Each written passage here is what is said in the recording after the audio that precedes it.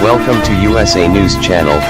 Please like and subscribe for the first get new video update from us. Thank you.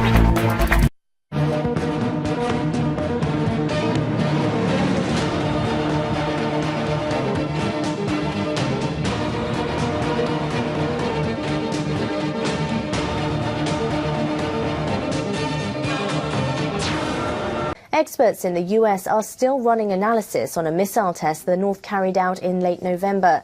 But that hasn't stopped the defense chief from hosing down claims that Pyongyang subsequently made about the launch.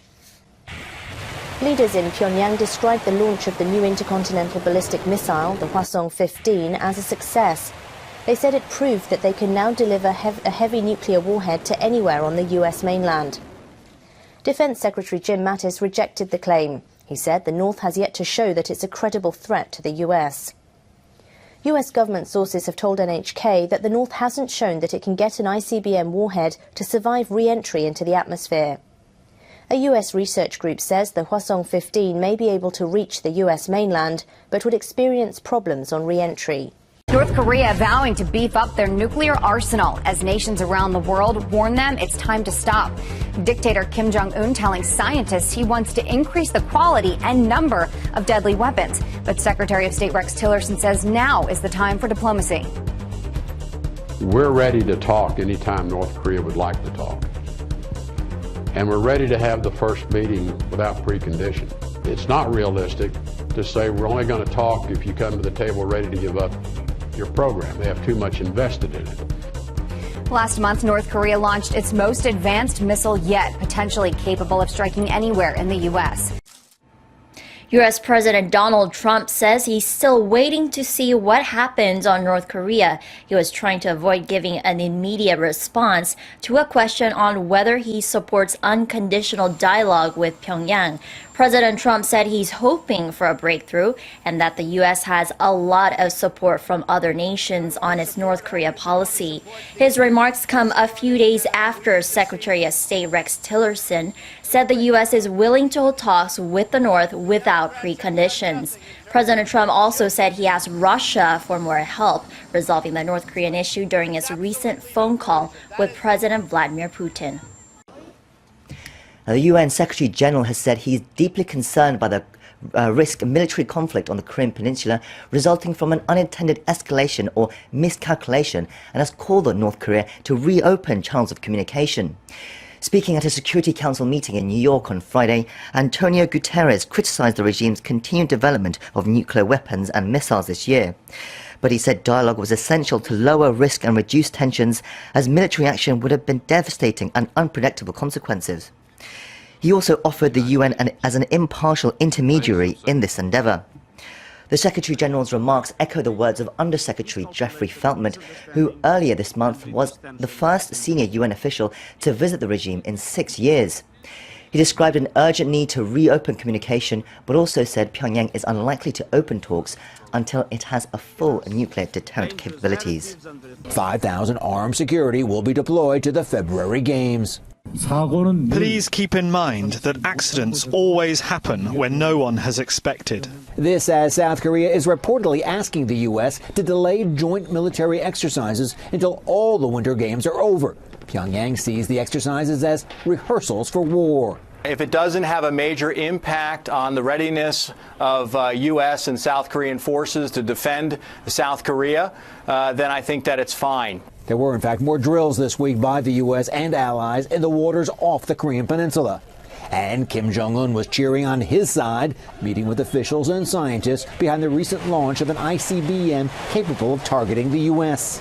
In speeches today, Secretary of State Tillerson said diplomacy is still possible, just. As I've told people many times, I will continue our diplomatic efforts until the first bomb drops.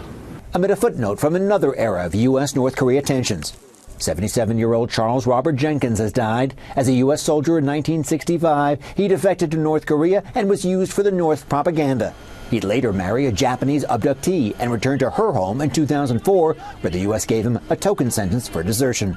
In those remarks today, Secretary Tillerson went on to say the military planners have a range of contingencies regarding North Korea, and they are ready. Brett. Greg Palcott, live in London. Greg, thanks. Hi, Molly. Well, Secretary of State Rex Tillerson told the UN Security Council yesterday that the U.S. would not sit down with North Korea until the regime changed their threatening behavior first. It was a reclarification about America's approach to North Korea after a week of mixed messages from the Trump administration.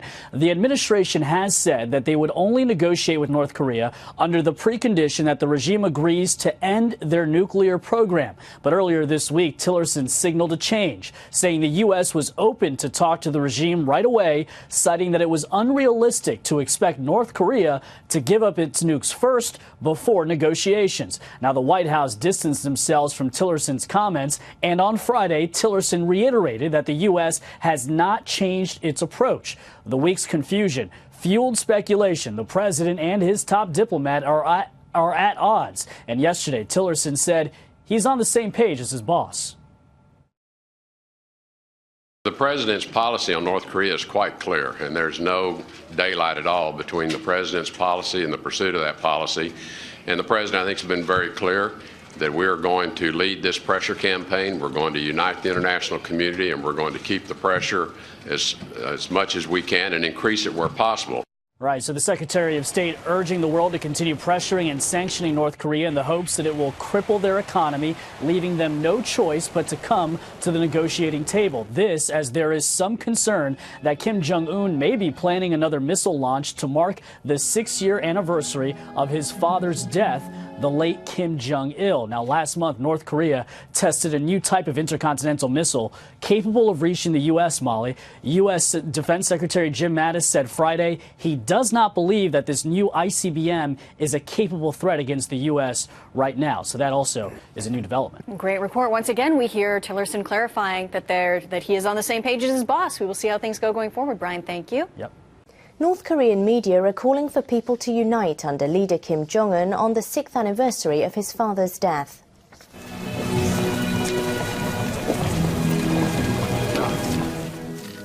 Large crowds have been offering flowers at a statue of Kim Jong-il in Pyongyang. State-run Korean Central Television has been broadcasting footage of the late Kim. He died of a heart attack while traveling by train to an area outside Pyongyang. The newspaper of the ruling Korean Workers' Party ran a front-page editorial praising the progress of the country's nuclear and missile programs. It called nuclear weapons a sacred sword that had smashed imperialism. The editorial also said North Korea will be unbeatable as long as it can defend itself. The paper said that the country will not give in to international pressure and called for unity under Kim. It said the country is moving forward despite sanctions imposed by the U.S. and its followers. Bill, yes, the United States has sent messages of support to South Korea during this very difficult and potentially quite tense time. Kim Jong-il died a couple days ago, Bill, but his passing was only announced in the middle of the night last night. They say that he suffered from great physical and mental strain and died on a train during a field guidance tour. He basically just had a heart attack. He'd been unwell for some time, apparently having suffered from a stroke a couple of years ago. As you've seen, there are these intense scenes of mourning. Now, a lot of North Korea experts have questioned how genuine that outpouring of emotion really is and to what extent people feel that they need to behave this way on the streets. There is a period of national mourning in place in North Korea now until December 29th. The burial for Kim Jong-il will be on December 28th.